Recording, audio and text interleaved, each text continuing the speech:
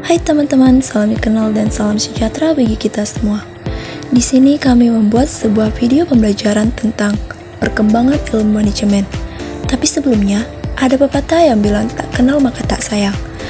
Izinkan kami memperkenalkan diri. Kami dari kelompok 3 yang beranggotakan Cindy Melasaris Tanggang, Eva Lopita P. Aritonang, Indah Hutagalung, Maria Nancy Lemban Siantar. Nah, sudah kenal kan? Baiklah, kita masuk ke materi pembelajarannya aja ya. Bagaimana sih perkembangan ilmu manajemen itu? Untuk menjawab pertanyaan itu, kita harus mengetahui apa itu ilmu manajemen. Ilmu manajemen merupakan salah satu disiplin ilmu sosial. Ilmu manajemen merupakan kumpulan disiplin ilmu sosial yang mempelajari dan melihat manajemen sebagai fenomena dari masyarakat modern, di mana fenomena masyarakat modern itu merupakan gejala sosial yang membawa perubahan terhadap organisasi. Sejarah manajemen. Bidang pelajaran manajemen berkembang dari ekonomi pada abad ke-19. Pelaku ekonomi klasik Adam Smith dan John Stuart Mill memberikan teori-teori pengaturan sumber daya, produksi, dan penetapan harga. Pada pertengahan abad ke-19, Robert Owen, Henry Ford, dan M. Laughlin memperkenalkan elemen manusia dalam teori pelatihan, motivasi, struktur organisasi, dan kontrol pengembangan pekerja. Pada tahun 1900-an, manajer mencoba mengganti teori mereka secara keseluruhan berdasarkan ilmu sains. Abad ke-20, teori pertama tentang manajemen yang lengkap muncul sekitar tahun 1920. Orang seperti Henry Fayol dan Alexander George menjelaskan beberapa cabang dalam manajemen dan hubungan satu sama lain.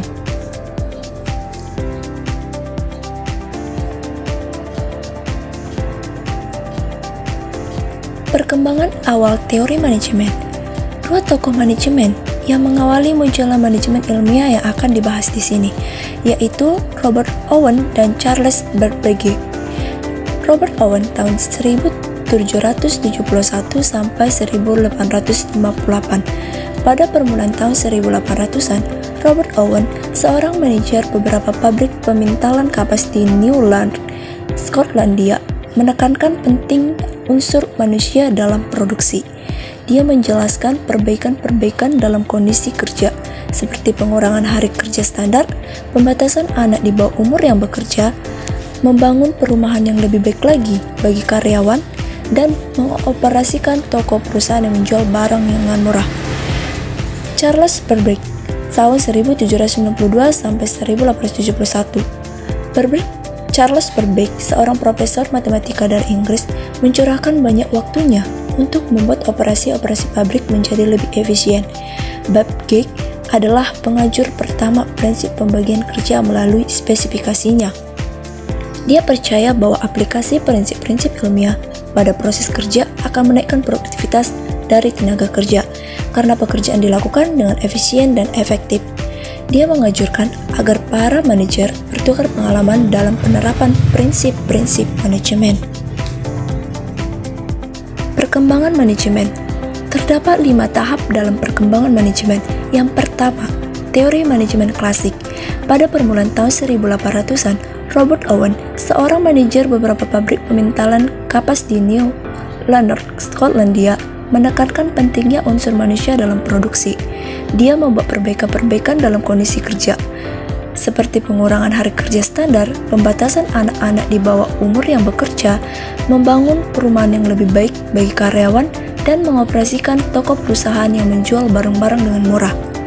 Dia mengemukakan bahwa melalui perbaikan kondisi karyawanlah yang akan menaikkan produksi dan keuntungan atau laba, dan investasi yang paling menguntungkan adalah pada karyawan atau yang disebut dengan vital mechanism.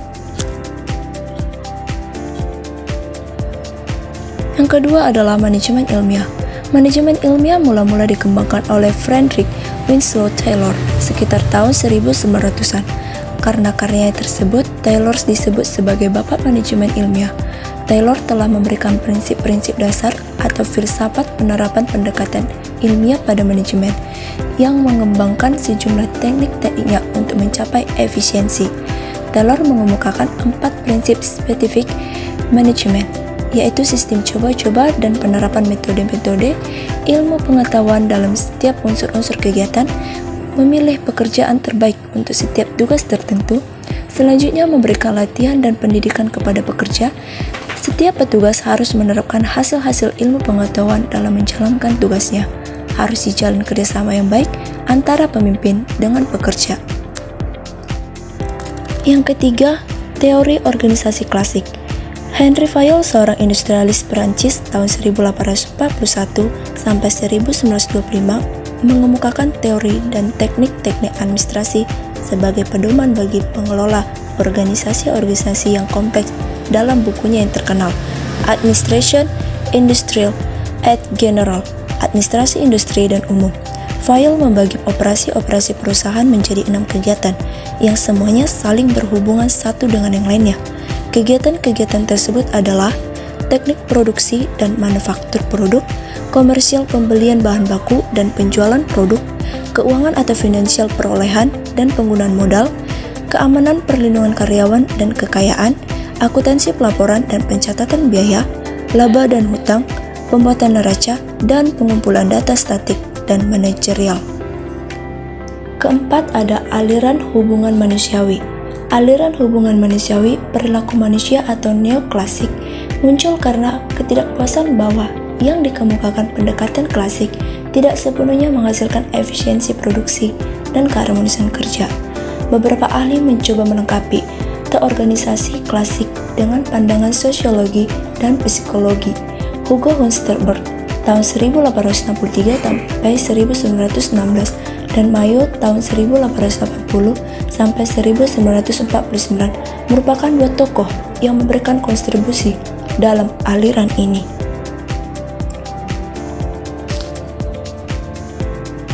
Tahap yang kelima yaitu adalah aliran manajemen modern.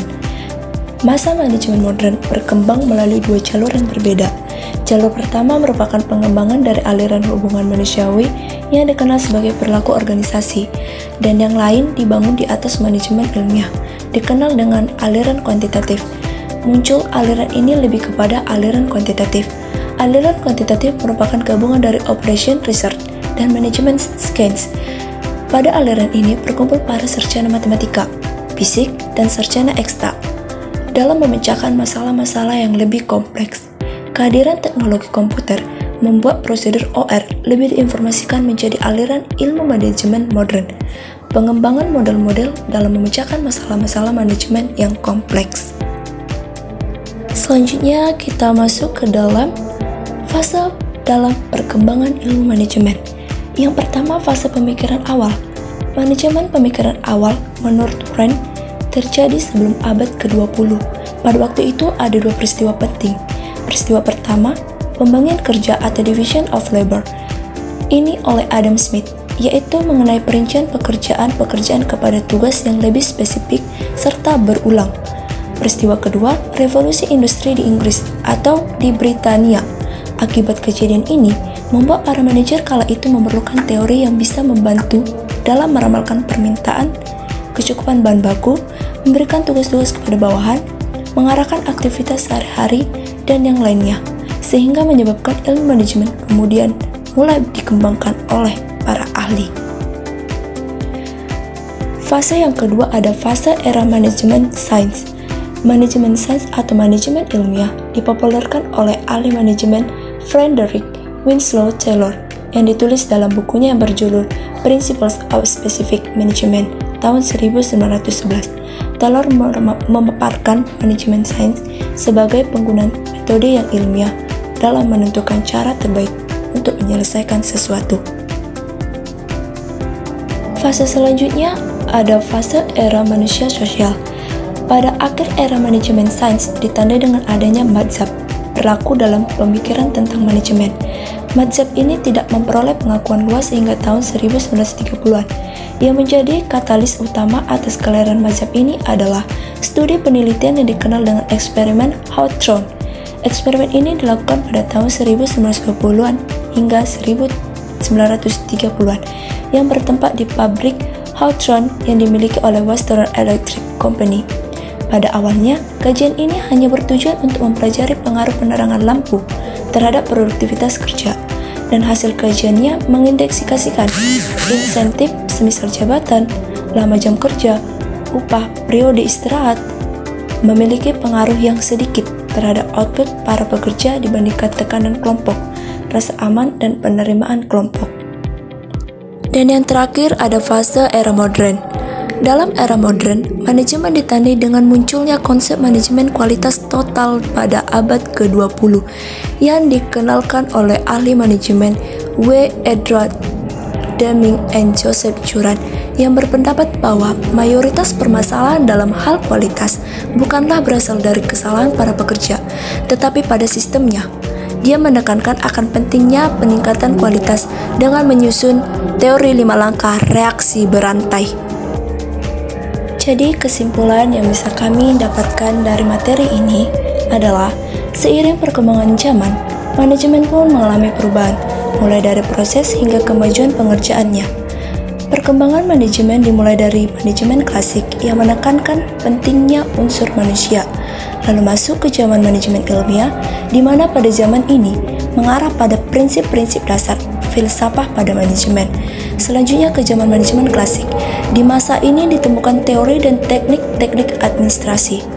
Berkembang pada zaman aliran hubungan manusia, zaman ini muncul karena ketidakpuasan bahwa yang dikemukakan pendekatan klasik tidak sepenuhnya menghasilkan efisiensi produksi dan keharmonisan kerja.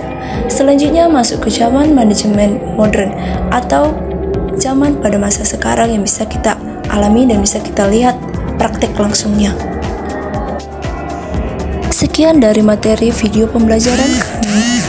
Jika ada kata yang salah atau kata yang kurang tepat, kami minta maaf.